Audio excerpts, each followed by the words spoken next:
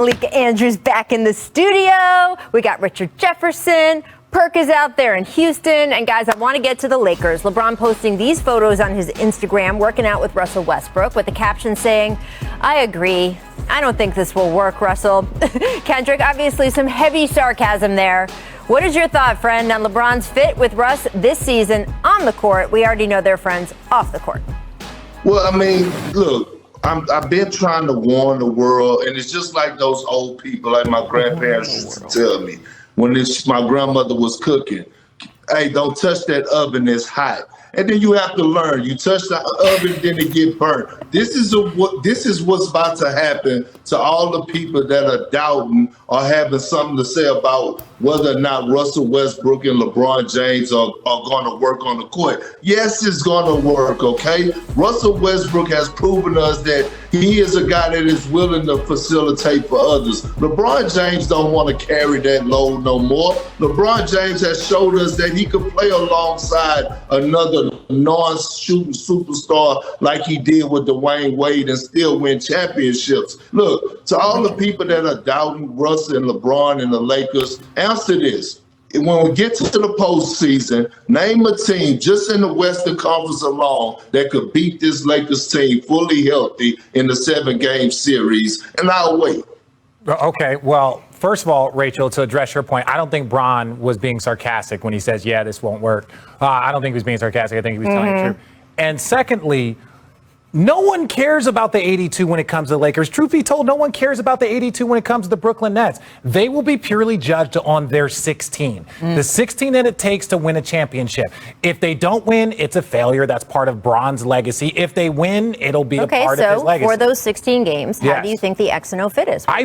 This is what's crazy. People that try and compare him to D. Wade is completely false because D. Wade was a high-level defender. He was more of I'm not going to drive. He might not even shoot that many threes. Well, Russ will shoot threes regardless of what his percentage says. He knocks down shots. He's a high-level player. But no one knows. I don't think we've ever seen a pairing like these two, like LeBron and Russell Westbrook, with the same type of expectations of like, it's either championship or bust. So while Perk is going to tell us like, I've been telling you guys and I've been warning everybody, that was my Perk voice. I don't know what it's going to do, and we're only going to be able to really figure it out in 16. But did the Nets have those expectations, that sort of matchup of Kevin Durant, Kyrie Irving, James Harden? I feel like that was immediately, but I did look at those. That's the Richard I got you. I love that. This is the highlight of my day. Check. Done. What? Done. When you look at Dwayne Wade's shooting, right? All right. He shot 29% career 29% three-point shooter for his career. Russ at 32%. So it's a little bit better. But then I was looking at all these numbers and thinking about it, and I was like, you know what?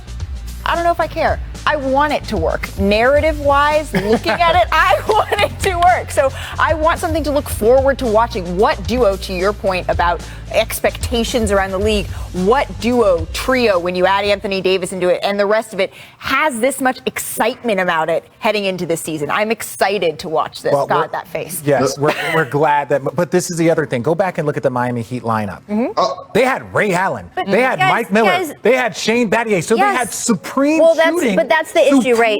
Shooting. The comparison to me isn't between this team and LeBron's Miami Heat teams. That was a different decade, frankly, where the league was very different, right? We hadn't seen the three-point explosion and everything going on. I'm more interested in comparing it to last year's Lakers team, right? And if you look at the shooting numbers, yes, when they signed Russ, they did not have a very full roster. It was, you could count on one hand the number of signed guys they've had. But they have filled it out. And you look at the shooting numbers, last season, the Lakers shot 54% from 2, 35% from 3. Well, this season, Perk, if you look at those same guys on the roster and you just add up what they would have shot last season if they had been a team together, it's 53% from 2, so that's roughly the same.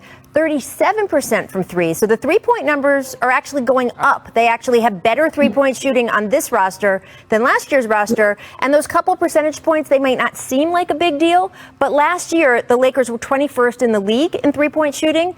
This year's roster, this coming season, if they had all been together last year, they would have been good enough to be 13 in the league. That is a significant jump, Perk. And that is why I think you're very optimistic.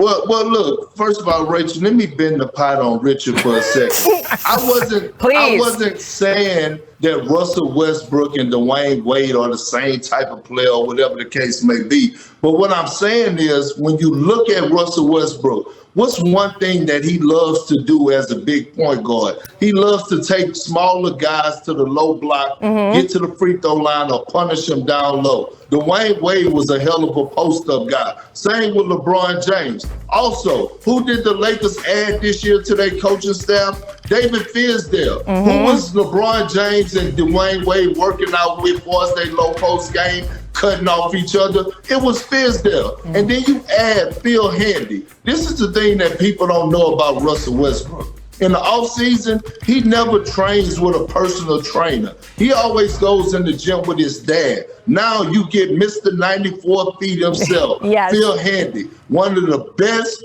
player development coaches in the game, if not the best player development coach in the game. And now he gets to get his hands on Russell Westbrook and fine-tune and work on a few things on how to step into his jump shot instead of shooting his shot off 2 feet straight up and down. We're going to change his shot formula 13 years in. You know what Phil Handy did for your game. Well, look, no. Listen, RJ. I'm not disrespecting Phil Handy. The only thing I'm saying, and to Rachel's point, when you put the group together and you look at it, it's going to come down to possession basketball when you're talking about winning a championship. And as long as they play the right type of possession basketball, then I think that they're either one or they're number two behind the Brooklyn Nets. Well, you just see the roster construction too. Look, LeBron's first season here in Los Angeles, the Lakers came out and said it. They said, we're going to try something different. We don't think we need to put a lot of shooting around LeBron. It did not work. They made a big course correct there, and they have clearly decided, you know what has been true of LeBron his whole career, that he needs shooters around him? Maybe we should just go with that.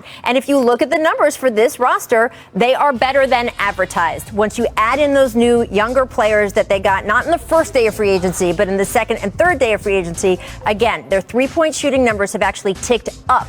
You perk on Phil Handy. I mean, everywhere that man goes, championship rings follow. I don't know, though, what you started out with when your grandma told you to touch a hot stove and you had to learn for yourself. Yeah, that was. I just want to know. I think Malika didn't have to learn for herself. I think she knew already that the stove was hot. I think Richard never learned. What do you think? Well, I mean, it's you got to be from the country, and I mean, some certain things just happen down south that it don't happen around other parts of the world. But I will say this: we overemphasize shooting so much, but the Milwaukee Bucks showed us that you could get it done without actually shooting the ball very well in this postseason when they won the championship. Long as you have a superstar to take you home, which the Lakers do have a few of them on their team, a few Hall of Famers that could close out games, you could win a championship. I just think we overemphasize shooting. We watch Joe Harris shoot the lights out in the regular season, and then to come in the postseason, he was shooting the ball like me. So by 16. I don't want to put too much emphasis in three-point shooting. I just said when it matters the most and it gets down to possession by possession in the fourth quarter, it's time for the guys to get paid the big